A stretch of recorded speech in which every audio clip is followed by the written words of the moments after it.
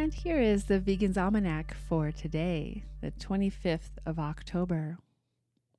Today is World Lemur Day.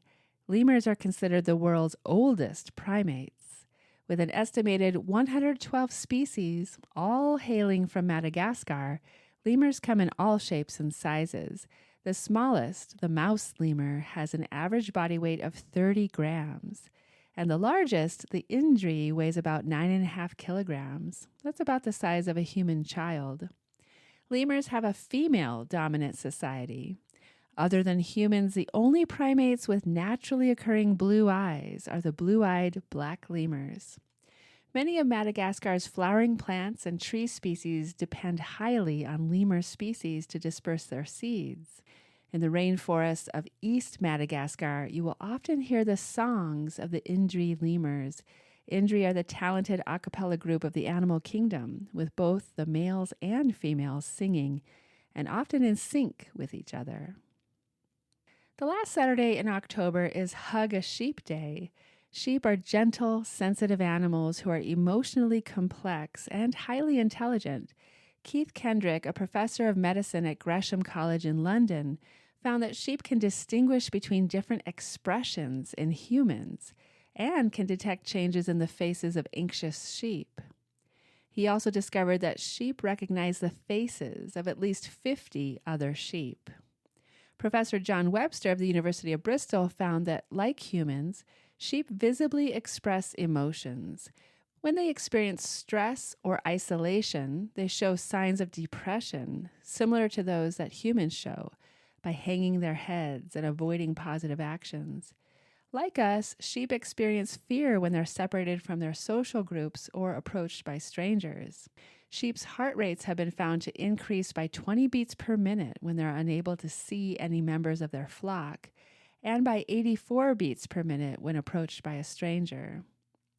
Today, we stand against the exploitation of these sensitive, affectionate animals. Today is the birthday of Dr. Michael Greger, born on this day in 1972. Michael Greger is an American physician, author, and speaker on public health issues, best known for his advocacy of a whole food, plant-based diet and his opposition to animal-derived food products. Greger went to college at Cornell University's School of Agriculture, where as a junior he wrote informally about the dangers of bovine spongiform encephalopathy, commonly known as mad cow disease.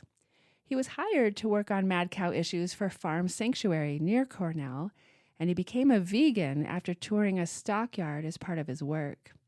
He appeared as an expert witness testifying about mad cow disease when cattle producers unsuccessfully sued Oprah Winfrey for libel over statements she had made about the safety of meat in 1996.